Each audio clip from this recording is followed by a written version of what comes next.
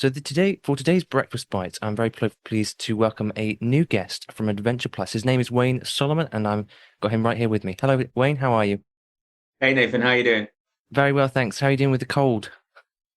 It is brave and chilly down here, and it is raining like I suppose cats and dogs. Um, but I'm not enjoying the cold very much, to be honest with you. No, it's been a bit crazy, especially with the recent storms hitting the UK. Bit Yeah, crazy. we were lucky enough to sort of weather the last storm quite well, in all fairness. It was further north, wasn't it, up in Wales and Scotland and Mm. above that sort of suffered, but we didn't do too bad here. Oh, well, that's good to hear. Glad you've been able to weather the storm okay. Really excited about you delivering out your very first breakfast bite here on Pure 24/7 Radio. And would you like to bring us a little thought for the day then? Yeah. So, my thought comes from for those of us listeners who are not Christian, I am a Christian, and I look to my Bible for strength. There's a book in the Bible called Philippians, and there's only 4 chapters, and it's known as the Book of Joy, because there is a lot of joyful stuff in it. Now, the particular verse that I like is Philippians chapter 4, and it starts at 6 and includes 7. And it says, do not be anxious about anything, but in every situation, by prayer and petition, with thanksgiving, present your request to God, and the peace of God, which transcends all understanding, will guard your hearts and your minds in Christ Jesus. That's that's something I hold on dear to. That in all situations, whatever they are, I look to my God for help. But how can that look for a non-believer, shall we say? Someone that's not 100% sure about Christ or who Christ is. Or I think for me, it's a similar situation on like looking at positive mental attitude. Yeah, it's about not letting things get to you. We have the ability to pray to our living God and say, look, we're struggling with this. But I think whatever you do in life, you need to be able to think about things and think, actually, I'm okay. I can deal with this. I can cope with this. And you may think, who is this guy to be able to say this? What has he been through? What has he done? What is he going through? And for me at the moment, um, my life has consisted of from the age of 19, I had cancer. At the age of 29, I was given 3 months to live with cancer. At the age of 44 in 2020, I again had cancer. In 2020, I had cancer from the January to the September, and there was 2 weeks in our house all clear where there was no cancer. And then my wife got diagnosed in mid-September and went through until the um, following February with cancer. And throughout all of it, we have just held strongly, knowing that we're not given any more than we can handle, and we can pray to Him for peace, joy, strength, happiness. Um, and even now, as we currently speak, my wife is recovering from surgery, who has literally just had a third of her liver taken out, a liver resection. And again, she starts chemo on the 4th of February.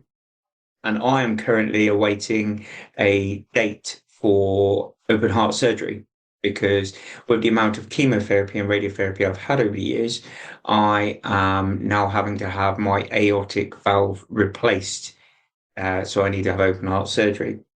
And I mean, it seems like an awful amount. It seems like quite a continuous struggle. But I can genuinely say that the people that I've met along the way, both believers and non-believers, that have had a positive mental attitude or have had prayer that they could come to, uh, have lived and got through things stronger. That's not to say, not everyone unfortunately makes it through cancer. And it's not nothing to do with them. It's not their fault. But I think the more we learn to enjoy and be positive about the situations and think about how we can, benefit others in it, the better. So you take the secular world. There was that Dame, I can't, Bell Babe. I can't think of her name, whatever it was, but she documented her journey throughout the whole way, her joy, her fun, her laughter throughout the whole of this automatic deal. And up went people going and getting tested for bowel cancer. It was the same with Jade Goody when they had the breast cancer thing. The more you step into it, own it, and beat it in one way or another, um, the better you are. Now, what does that mean by one way or another? That you've unfortunately, like Jade Goody, unfortunately passing, is that beating it? Or for the people that then went and started getting tested and maybe got discovered early and then got cured, that's her helping them beat it in a sense. That yeah, that's my verse that in all situations, we're called not to be anxious, and we're called to, give our requests and praise to God and let Him help us deal with it. Yeah, absolutely. I mean, that's a very powerful story, and you're absolutely right. I mean, we go through you've been through quite a lot, obviously, but you've been able to hold on to God, and He's brought you through. And like you say, I mean, so many people, when they end up with an illness, you can go one way or the other, can't you? You choose to use it to your advantage. You can choose to make the most of the opportunities you have, or you can go the Yeah, opposite way and just sort of give up. But yeah, yeah. that's a really powerful message for us. And I think it's the same with, you know, we just established that we have our faith and we have, God that we can call upon. But it's also for those non-believers, it's about community. It's not trying to hold on to it and deal with it themselves. For them, it's about sharing it with their friends, sharing it with their family, not being ashamed to say, I need help. Yeah. Because, that's, where we get our help from. For us as Christians, we get our help from Jesus and again, our Christian community, and we get people put in the right place at the right time. For the non-believer, they still get to have people help them. And it's a way for people to feel like they're helping this person through that journey and we're helping them cope. So by sharing it, and like you say, owning it, they are better off with it.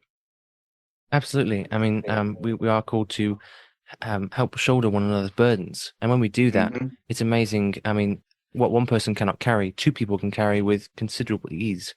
It's not to say it makes it easy, but with other people to support you, you don't feel alone, and that can make you want to give up. Very much so. If you look at Jesus's quote about my yoke is light. Well, if you have one bull, yeah, or cow or horse trying to pull a plow, okay, it seems quite a struggle. Yeah, if you attach it to another, yeah, you pull it a lot easier, and it feels Mm. like that big struggle then becomes easier. And it's the same for, you know, like I say, and I'll say it again, we got Jesus in our lives, so we got that ability that we can link our yoke with Him. But for people going through situations, it's about feeling okay enough to share with someone what those situations are, because the more we talk about it, whether it be cancer or other, the more we talk about it, the more we feel better about it and are able to understand maybe from different perspectives. Absolutely. And other people can often lend wisdom, advice, and Mhm. just general encouragement when we feel as though we have nothing left to give. That is very true, because sometimes our eyes are open when people are explaining different things to us. Mm, absolutely. Well, thank you so much, Wayne. It's been great to hear from you. Thank you for bringing us this thought for the day, and definitely lots to reflect on. If we are going through an especially tough situation, we can draw strength from others and from Jesus. Very much so, very much so. And I just hope and pray if there's anyone out there that is struggling, don't be afraid to reach out to your friends, your family, or I would imagine even 24/7. They can put you in touch with me if needs be, and I'll help as best I can. Yeah, yeah. Well, thank you so much, Wayne, and I hope everything's going well at Adventure Plus at the moment. It is. It's starting to build up because we've now got through the Christmas season. We're now getting ready for our ski holiday. We take 3 or 4 minibuses each year. We over to Switzerland and go skiing, and then we come back and we're well underway then into the residentials, the Total Adventure holidays, which it just goes so fast, but it's so much fun. Yeah. Well, looking forward to spring and summer when things really start to come alive. But you're right, absolutely. Skiing sounds like a lot of fun. And that's only something you can do in colder places, isn't it? Colder times of the year as well. So yes, it is. But do you know what? Funny enough, I was a bit because I don't like the cold. I was a bit skeptical. And the very first time I went, I was like wearing so many layers. But because of the altitude and you get the sun and everything like that, you don't actually feel the cold like that. Oh, really? It's actually colder here now at the moment for me than when it was. I was walking around in salopettes and a t-shirt when we were skiing because you were so warm. Really? Wow, Yeah. I never knew that. But there you go. Well, anytime you want to come, Nathan, we'll be glad to take you, and we could do a show about it in Switzerland. Yeah, that sounds like a lot of fun. But thank you so much, Wayne. Great to hear from you. I hope you have a fantastic day. Thank you very much. Did you know Pure 24/7 Radio has a shop? Well, we do. You can buy merchandise while supporting the work that we do here. Simply head over to www.pure247radio.org/shop. That's www.pure247radio.org/shop.